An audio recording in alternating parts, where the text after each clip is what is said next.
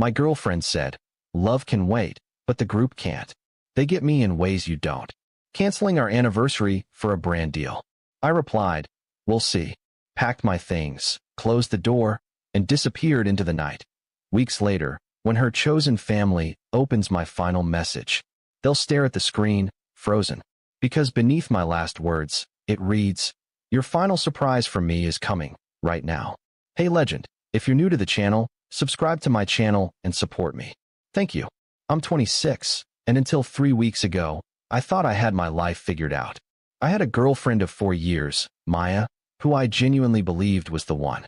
We'd survived long distance, career changes, family drama, all of it.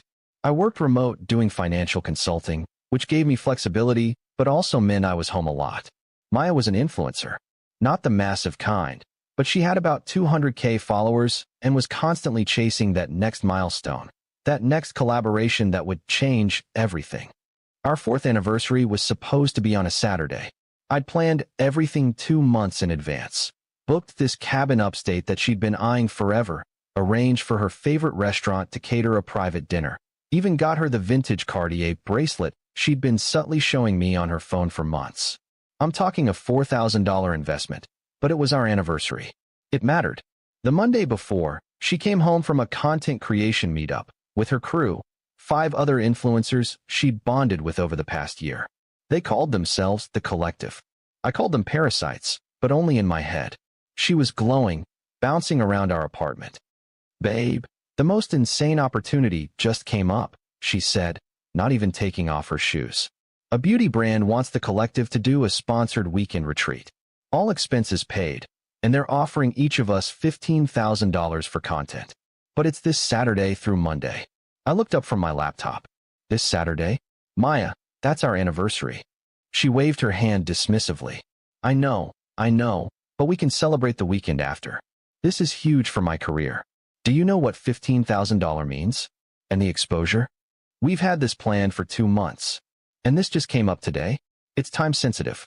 She sat down next to me, grabbing my hand. "Come on, you understand how important this is. The group needs me. We're building something together. I need you too. It's our 4th anniversary." She pulled her hand back, her expression shifting. "You're being really selfish right now. This is my career we're talking about. You work from home doing spreadsheets. You can literally celebrate any day. This opportunity won't come again." That hurt more than it should have. Spreadsheets? I'm a senior financial consultant, Maya, and this isn't about my job. It's about us. There is no us without me being able to support myself and grow, she snapped. "You don't get it. The Collective, they understand the hustle. They get what it takes to make it in this industry. You just want me home playing girlfriend while opportunities pass me by." I sat there, staring at her, trying to recognize the person I'd spent 4 years with. "So you're canceling our anniversary for a brand deal and your friends?" She stood up, crossing her arms. "Love can wait, but the group can't. They get me in ways you don't. This is happening whether you support it or not." I nodded slowly. "We'll see." She must have thought I meant we'd see about celebrating later, because she smiled, kissed my forehead, and went to her office to prep content. I sat there for maybe 10 minutes, completely still, before something in me just broke. Not in a loud, explosive way. In a quiet, final way. I pulled out my phone and started making calls. First, to the cabin, canceled, got a 50% refund because of their policy. Second, to my brother who's a lawyer. Third, to the bank. I spent the next 2 days systematically separating my life from hers. The apartment was in my name. I'd signed the lease before we moved in together. Most of the furniture was mine. I documented everything with photos and timestamps. Wednesday night, while she was at another collective meeting, I started packing. Not everything, just what mattered. Clothes, documents, my grandfather's watch, my laptop, some photos from before her influencer phase when she still smiled at me like I was enough. I loaded my car in trips, parking it at a friend's place across town. Friday afternoon, she was in her office filming when I walked in. "Hey, I'm heading out for a bit," I said casually. "Need anything?" She barely looked up from adjusting her ring light. "Can you grab almond milk? The unsweetened kind, for my smoothie content tomorrow." "Sure thing," I lied. I left the apartment keys on the kitchen counter with a note that just said, "Good luck with the group." Then I drove to my brother's place 2 hours away, and turned off my phone. Update 1. I turned my phone back on Sunday evening. 63 missed calls. 47 texts. The voicemail started concerned. Babe, where are you? Turned angry. This is so immature, you can't just disappear. Then desperate, please just tell me you're safe. I responded with one text. I'm fine. Live your best life with the collective. We're done. Her response was immediate. You're breaking up with me over text? After 4 years? You're pathetic. I didn't reply. What I did do was change all my passwords, remove her from my Netflix and Spotify, and block her on everything except email. I kept that open for practical purposes like the stuff she'd left at what used to be our apartment. My brother, David, had been watching this unfold with a mix of concern and satisfaction. You know she's going to lose it when she realizes the apartment situation, right? Let me guess. She assumed because she lived there, she had rights? They always do, he said. Technically, she's been a month-to-month guest since she never got added to the lease. You're being generous, giving her 30 days to move out. I'm not a monster. I sent her a formal email with the timeline. She has until the end of the month. What I didn't tell David was the other thing I'd been working on. See, Maya had always kept me separate from the collective. I'd met them a handful of times, but she'd made it clear I wouldn't vibe with their energy. What she didn't know was that I'd figured out she'd been keeping secrets about our relationship from them. To the collective, I was the unsupportive boyfriend who didn't understand the creator lifestyle. She'd been venting to their group chat for months. I knew this because she'd left her laptop open one night, and I'd seen the messages. Not my proudest moment, but I'd taken screenshots. Messages about how I was holding her back, how she was probably going to leave me soon anyway, how one of the guys in the collective, Marcus, was exactly the kind of partner who'd understand her vision. Marcus, the creative director of the group who, according to his own girlfriend, also in the collective, was just a friend. Update 2. 10 days after I left, Maya's Instagram story shifted.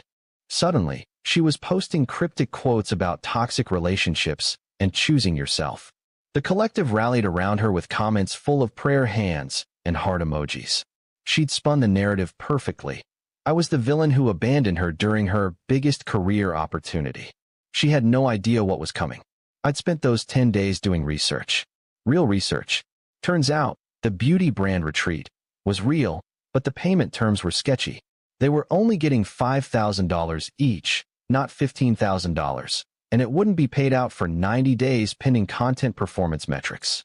I knew this because I have a contact in influencer marketing who owed me a favor. But more interesting was what I found about Marcus. The creative director was actually in debt up to his eyeballs. His flashy lifestyle was funded by maxed-out credit cards and loans from his parents. His girlfriend, Sienna, had no idea. I knew this because Marcus had been sloppy on LinkedIn, and his payment disputes with vendors were public record if you knew where to look. I compiled everything into a detailed document. Screenshots of Maya's messages calling me unsupportive. Proof of the actual brand deal terms. Marcus's financial situation. The dates that Maya had worked late, that coincided with Marcus posting Instagram stories from the same locations. I wasn't sure what I was going to do with it all. Then Maya made it easy. She emailed me demanding I pay her half of the furniture and household items I'd bought before she moved in. She claimed emotional damages. She threatened to sue me for abandonment. That's when I decided to send the collective my final message. Update 3. I created a burner email account and sent the full document to all 6 members of the collective, including their emergency group email that Maya had once accidentally mentioned. The subject line was simple: things Maya didn't tell you. In the body, I wrote, "Your final surprise from me is coming. Right now?" Below is everything Maya has said about each of you, the real details of your brand deals, and some interesting facts about Marcus that Sienna might want to know. I kept receipts. Good luck with your chosen family. Then I attached the full PDF and hit send at 11 p.m. on a Tuesday, peak doom scrolling time. I didn't have to wait long. My friend who still followed the collective's accounts reported back by 1 a.m. The group's private Instagram accounts had gone dark. No stories. No posts. Radio silence. By Wednesday morning, Sienna had publicly broken up with Marcus via Instagram story, a rarity in influencer culture where breakups are usually quietly scrubbed from existence. She posted screenshots of debt collection notices and credit card statements with Marcus's name on them. When you find out your boyfriend's luxury lifestyle was funded by lies. Her caption read, Maya tried to do damage control, posting a long apology to her followers about navigating complex friendships and learning from mistakes, but the comments were ruthless. Someone had leaked screenshots of her messages to a drama commentary account with 500K followers. Her engagement tanked. Sponsors started ghosting her. The collective disbanded within a week. Just fell apart. For years of friendship destroyed because nobody had been honest with each other. Everyone had been using everyone, and they'd all been so focused on the aesthetic of success that they'd ignored the rot underneath. Final update. It's been 2 months. Maya moved out of the apartment with 2 days to spare, taking only what was provably hers.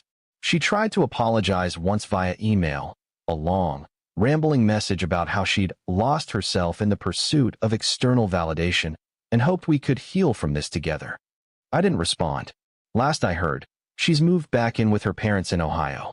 Her Instagram is still active, but her following has dropped to 140K and her engagement is dismal. The brand deals dried up. The collective's group account was deleted. Marcus apparently moved to LA to start fresh, which I'm guessing means running from his debt. Sienna's doing well. She pivoted to finance content and is actually thriving without him. The others scattered to their respective corners of the internet, some rebranding, some going quiet. As for me, I'm in a new apartment, smaller, but mine. I've been going to therapy because apparently watching your 4-year relationship implode because your partner valued Instagram likes over you does some damage. I'm not bitter anymore, mostly just tired and weirdly relieved. The Cartier bracelet is sitting in my safe deposit box. I thought about returning it, but the 30-day window passed. Maybe I'll give it to someone someday who actually wants to celebrate anniversaries instead of canceling them for people who were never really friends to begin with. I don't regret the message. I don't regret leaving. Some people think I went too far, that I should have just walked away quietly. But Maya had already rewritten our entire relationship to make herself the victim and me the villain. I just made sure the truth was part of the story too. The group couldn't wait. Love apparently could. And in the end, neither survived. Edit 1. Someone asked if I feel guilty about the document. Honestly, no. Everything in it was true. I didn't fabricate anything.